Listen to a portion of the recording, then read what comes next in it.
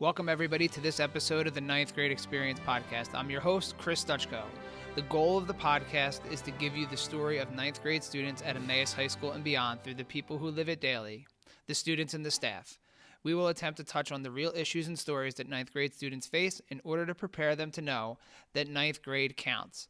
And today's special episode is coming to you from the PETE&C conference in Hershey, Pennsylvania. A little later today, we're going to be recording a special ninth grade experience podcast episode that will get up later in the week. But today, I had the opportunity to talk to the keynote speaker for the PETE&C conference on the first day, Jimmy Casas. And to give you a little bit of background on him, he wrote a book, many books, but the book that he talked most about today was CULTURIZE, Every Student, Every Day, Whatever It Takes.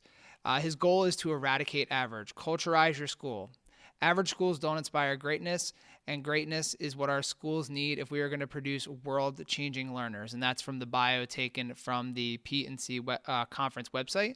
But his keynote address was awesome this morning. It was very inspirational, kind of getting us to think about the why and getting teachers to think about what they were talking about during their interview process and going back to think about are the decisions they are making today in accordance with what they talked about during those interviews.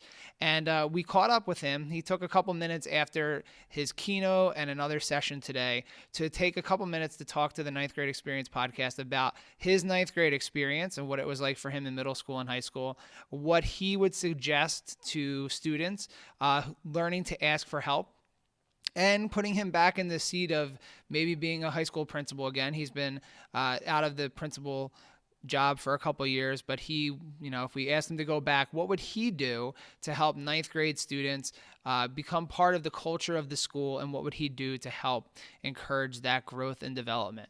So hopefully you take a couple minutes here and like his answers, and thanks a lot to Jimmy again for taking a couple of moments after all the things that he was scheduled to do today to talk to the ninth grade experience. So hopefully you can listen to this, or you can go to ninthgradeexperience.com to listen to all of our back episodes.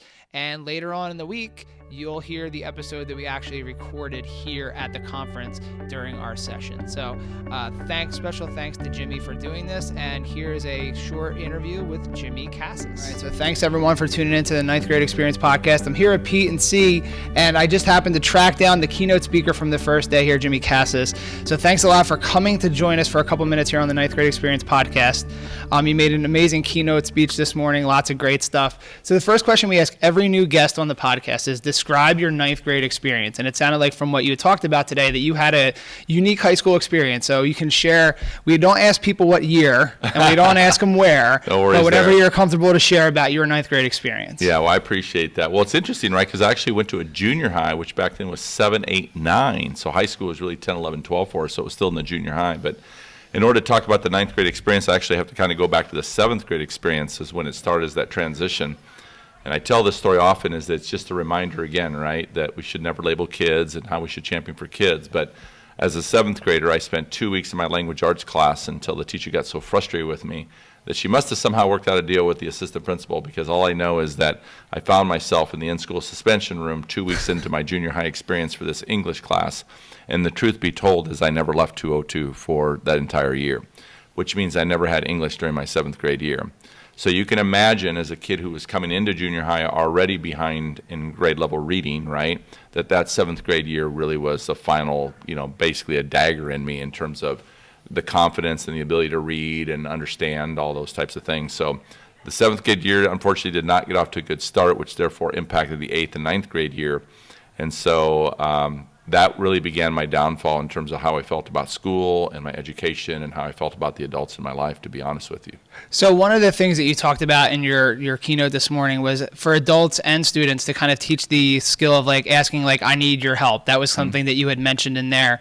So for ninth grade students that may be watching this, and then maybe for ninth grade educators as well too, how would you recommend, since you were a student, it seemed like that needed that help, how would you recommend to tell students to be comfortable to ask for that help? And then what should educators and administrators be on the lookout when they're hearing students ask those similar things? Yeah, the first thing I think you got to understand in terms of when kids transition into school or a classroom, whatever has to be the case, is How do we help young people find their voice, right? It's no different than a staff. Every staff member has a voice. How do we recognize that voice? How do we allow people to express that voice? And more importantly, how do we create the conditions and the environment and the culture where people feel comfortable that they can share that voice without repercussion or retaliation, and we're going to get upset at them? So you really have to build that culture, so we can't just tell kids that, we have to model it. So that's always one of the dangerous areas. So modeling means two things. One, as I have to be willing to ask for help to show them that it's okay to be that vulnerable. And if the instructor, the adult, is asking for that, we're actually modeling really good practices. But the second part is this: when kids or others share their voice with us and they do ask for their help or our help, it's how we respond in that moment. We can't be using sarcasm. We can't be getting frustrated. We can't be saying things, well, I've already explained it 3 times, or this is why you should be paying attention, because that's what shuts kids down, why they don't ask for help, right? We can't say you're free to ask for help, but then when they do, our response isn't very effective. And so it's modeling, it's creating the conditions, but it's when they do, right? We have to be very careful on what our response looks like, so they continue to feel comfortable, and we create that environment where kids feel like I can ask for help and not be shamed and not be, someone using sarcasm at me or someone scolding me for not paying attention. Do you remember from your own 7th, 8th, 9th grade experience that you maybe tried to do that and didn't get the results that you were looking for, or were you just not ready at that point to ask for that help or even know what help you really needed? Yeah, absolutely. And that's a really good point, Chris, is sometimes kids don't know what they need, right? And that's, you look at the maturity of a student coming in, their experiences that they've had. It's not that they don't want it. Maybe they don't know how to ask for it. Maybe they've had a bad experience, whatever happens to be the case.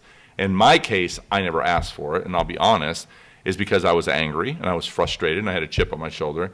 But I did feel the adults were kind of out to get me. I didn't want to ask for their help, right? And part of that is just the maturity and the age you were and the resentfulness that I had towards the adults in my life.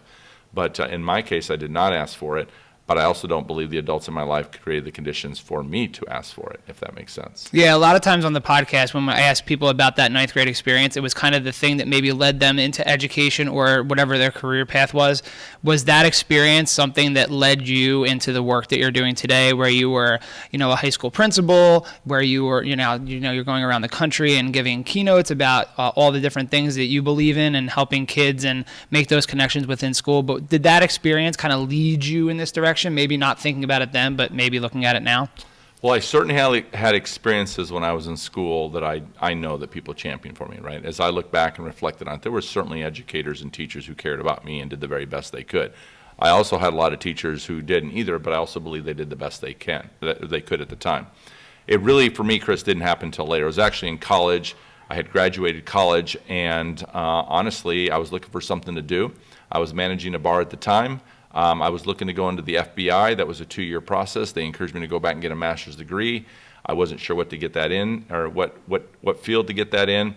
So I decided to go ahead, and during that summer, before the school year started in the fall, I started volunteering at an ESL program in an elementary school, Kirkwood Elementary in Iowa City, Iowa, and I'll never forget it. I had a teacher there by the name of Barb Heiger who convinced me, you should be a teacher. And I started with a 2 hours a week on 2 days a week, I should say 2 hours, 2 days a week. And the next day I know I was there 4 hours a day, every day of the week, helping them, and I fell in love with teaching, and that's what inspired me to go into the teaching in the next place. So yeah, it's pretty cool. So last question, you've been out of the classroom for 5 years now. You were a principal. So if you went back into a high school today, let's just say random high school decided to hire you back as the principal of the school, and you were dealing with 9th grade students, what opportunities would you take to build the community or build that sense of, culture that you spoke about with 9th grade and then the rest of the school building? Yeah, I think 9th grade is always a good place to start, especially for those high schools that are traditional 9 through 12, because kids are transitioning. I think one of the first things, and that's just not would I do it, I already did it, and that is to start sitting down with every 9th grade student and having a one-on-one conversation to try to understand where they're at and to understand their story. It takes a lot of time, but it's one of the most important things you can do, and not only do you do it once, you got to be able to sustain it and replicate it.